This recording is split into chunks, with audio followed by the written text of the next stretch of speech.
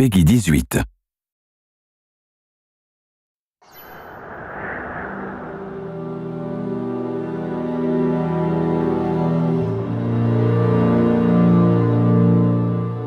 If we were to have a mission in the game space, it's that we want to bring the player to make them a participant in the narrative. By bringing this character, Elizabeth, into the game, by having her with you pretty much for almost the entire game, we knew that if we didn't get her right, the game wouldn't be right. And she really is the emotional center of the game. This character, Elizabeth, she comes from a pretty dark place. But she's also got an incredible amount of enthusiasm for life. And when we found Courtney, I think we found somebody who could do both. I don't dance. Come on, let's go. Why? What could be better than this? It's so complex. I mean, you're talking about really trying to bring forth all the complexities of human nature that impact us because you're having to use only your voice to convey your entire, the character and what you're trying to portray. You have to put your entire body into it. So there are times when I'm doing voiceover work and I'm literally drenched in sweat because my body is working so hard. Hey! Knock it off! Stop it! Will you stop it? I'm not here to hurt you. Who are you? My name is DeWitt. I'm a friend. I come to get you out of here. Get away!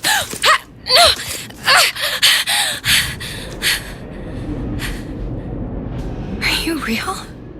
It's not these one-note emotions, and I think that's what was so important to us as a collaborative team, to be really putting forth a narrative that was strong and that was complex and that was, reflective of how deep and the myriad of emotions that the human beings experience.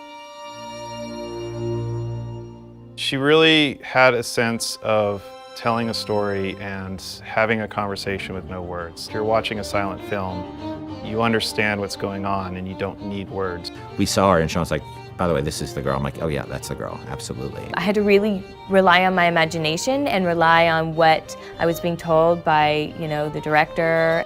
Weird for me to see myself, literally, every movement that I did. Yeah. I mean, I see myself in it. I mean, it might not be my face, but the thing is she's actually in a world. When I did it, I was in an empty room. Yeah. They put me out into this giant sort of basketball court, it looked like, with stuff taped out on the floor that was sort of like the imaginary, world.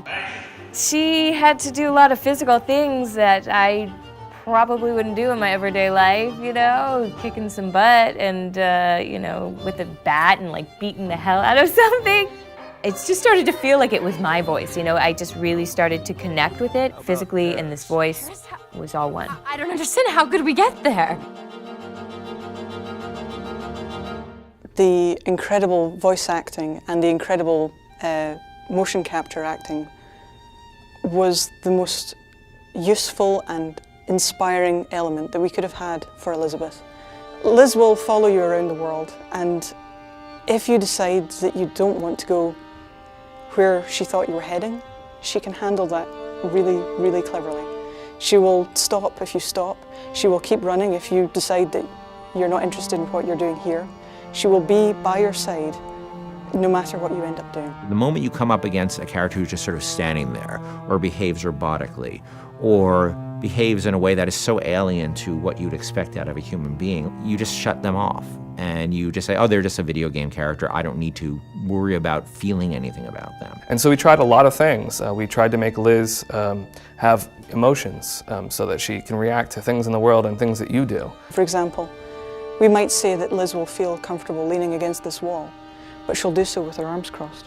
And she'll do so with her back slightly turned towards you. And that difference of just a few degrees is enough to make the player feel that they're really in the doghouse. You're going to see her all over the place. You're going to see her on giant billboards in, New York and LA, and you're going to see her on TV ads. I said, okay, well, if we're going to find a person to play Elizabeth, I think we already have that person. Еще один из самых первых вариантов Элизабет, я сказала, боже мой, это же я должна ее сделать. В один прекрасный день мне пришло сообщение на Facebook от Кена Левина о том, что у них есть ко мне предложение, от которого я не смогу отказаться. Просьба связаться по электронной почте. И, соответственно, вокруг меня все суетились, чего-то хотели. Потом сказали, так, все, начинаем работать. Посадили меня на стул, сказали, просто сиди, смотри прямо в одну точку. И опять начали вокруг меня бегать, снимая с меня скан лица. Я думаю, ну ладно, что, окей, хорошо. Я с этим справлюсь, а потом меня вдруг начали мучить, говорить, смейся, плачь, делай одухотворенное лицо, делай удивленное лицо. And all of a sudden we found this great character who existed in the space between the real world and the world of Bioshock Infinite. There was a moment where we had people coming up to us and saying, Liz is awesome.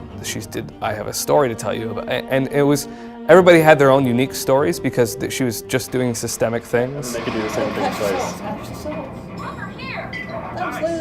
I actually get people telling me things that there's no way I could know about. Like, say there's one of the combats kicking off and they're having this incredible moment where they're running around the place and smashing someone in the face and blowing someone else up with a shotgun, and they've suddenly, a huge big boss man comes up and they just go click. Oh no. And then suddenly from the side, Liz goes, Booker, over here! You press the button, she throws it, you grab it and just go boom! And they come up to me and go, and it was amazing! I was like, yeah, me and Liz, we're gonna kick ass, we're gonna, nothing we can't do. That's right. Even if we just break that barrier sometimes, where people feel she's a friend or somebody going through this experience with them, then that would be very exciting for me. I really hope people fall in love with her. I fell in love with her.